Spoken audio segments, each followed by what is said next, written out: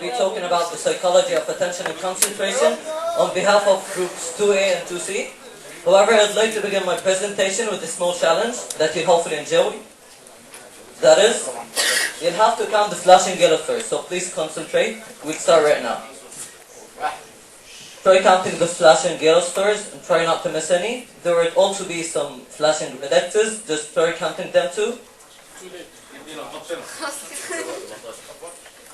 Alright, so has anyone of you got the correct answer? Wait. Okay, I'll only pick 2 or 3. Okay. Farah?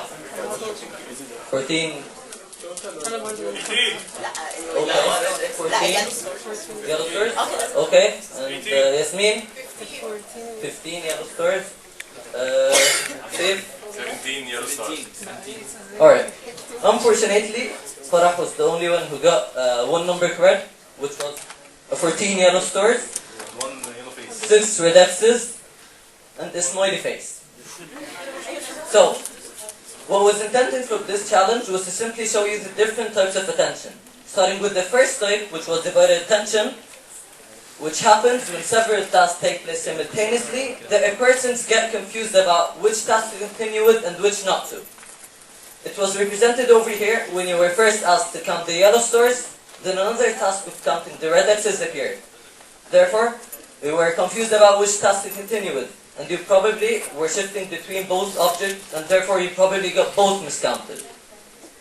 Moving on to the second type, which is selective attention, in which a person focuses on a specific aspect of an information and excludes any other. We could define selective attention as the process of selecting some information for further processing, yet inhibiting others from further processing. Probably, the people who have chosen to count at least one object were able to get at least one number correct, as Farah did. Moving on to the third type of attention, which is inattentional blindness. An individual fails to recognize an unexpected stimulus. It was represented over here with the smiley face. However, let us take another example of a fire extinguisher. A fire extinguisher is something that we daily pass by. However, we give no attention to. Probably, none would be able to locate the nearest fire extinguisher from over here.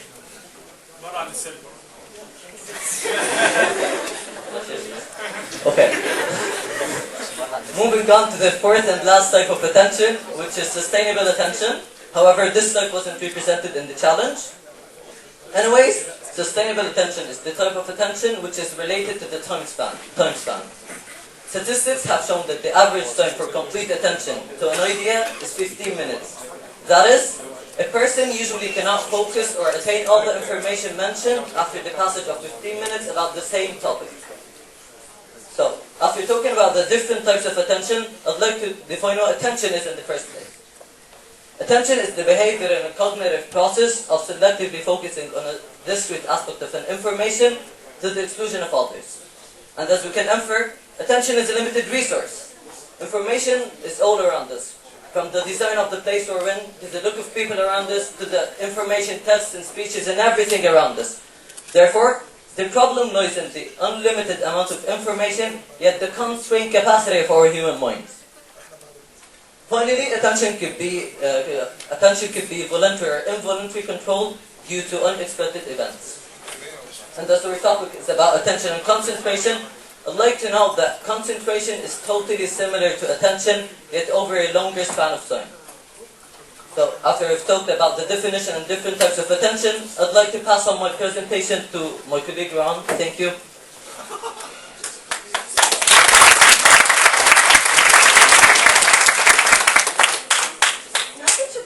Have a good idea about the different types of attention. So let's move on to a different topic, which is attention shifts. As you can see, attention shifts can be roughly divided into exogenous and endogenous shifts. So first of all, let's start with the exogenous shift. Picture yourself walking down the corridor. Do you really pay attention to the color of the floor tiles? I mean, you may notice that a few tiles have a different color, but are you really attracted to this stimulus, process it and act upon it? I don't think so. Because simply, exogenous shift can be defined as a reflexive and automatic stimulus, which is caused by a sudden change in the periphery and is not processed by the brain. Endogenous shift is actually the opposite, because you need internal knowledge to understand the stimulus, which happens in a predetermined location. You intentionally follow the stimulus, process it, and act upon it. So an example for this would be, if your name is mentioned during a conversation, you quickly become attentive to this conversation. And now we're going to move on to a very important topic, which is intensity of attention. And the reason we brought up this topic is because there's much more to attention than mere selection. There's also the degree or intensity with which attention is applied to a particular situation or task. So these intensive aspects of attention may be regarded as a subdivision of a much larger topic called arousal, or may relate to the continuum of alertness from sleep or even coma to alert wakefulness. So the degree of arousal is usually determined by the demands of the task in which an individual is engaged and by internal states. These internal states are manifested as instinctive drives and are usually accompanied by high levels of emotion ranging from keen excitement to unpleasant stress.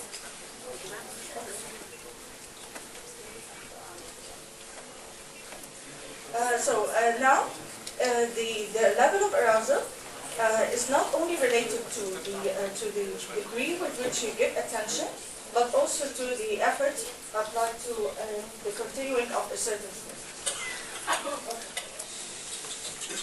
You're all probably waiting to find something to relate to during today's presentation, so I think you can think of one, which is lack of attention. Lack of attention can happen in many ways, so I'll be giving you a few cases and please try to relate to them. First of all, if you're hungry, do you really pay attention? Well, most of us don't. So, hunger is an example of an internal preoccupation which distracts you from paying attention. Second, if your phone receives a notification, don't you just check it immediately? Or even if you decide not to, doesn't it keep coming to your mind about what might this notification be? And in this case, the stimulus becomes intrusive. Again, if you have a task, and this task is really boring, and you're not motivated to do it, don't you keep wasting time around, being distracted by any other stimulus until you get it done? But if you really like what you're doing, you give it 100% attention. These three cases were all intended to show you that internal preoccupations, intrusive stimuli, and lack of motivation can all lead to the distraction from the attention. It also must be mentioned that there's something called lapses of attention, which happens when things slip from your mind. So if you forget to pick things up from the supermarket, we call this lapses of attention, or more commonly, absent-mindedness. And now I'm going to leave you with a very short movie, but after which Yomna is going to be telling us about ADHD and how to fix your attention.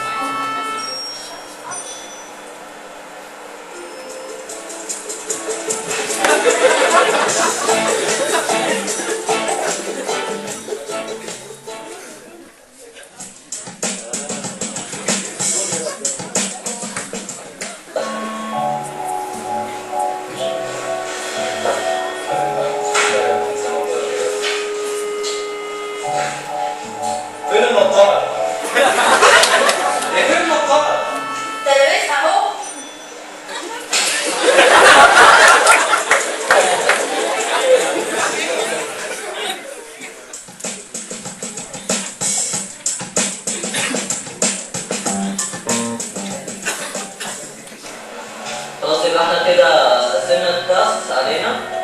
انت هيبقى عليك انت تطلع انفورميشن، وانت عليك ان انت الانفورميشن دي تشوفي هتعملي ايه الثيم او البرزنتيشن سلايدز، وتعملي ايه السلايدز. يعني هتعملي ايه؟ التاسك بتاعك. بتاعت ايه؟ سيكون لسه حالا ايه؟ ليه؟ وانتي؟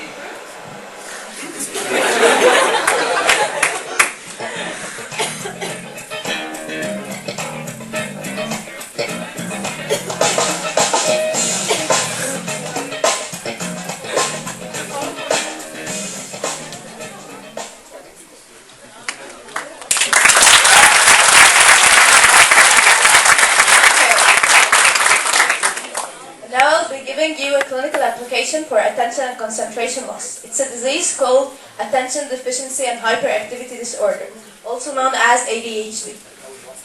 It's mainly caused due to genetic factors, but it can also be caused due to trauma or exposure to toxins.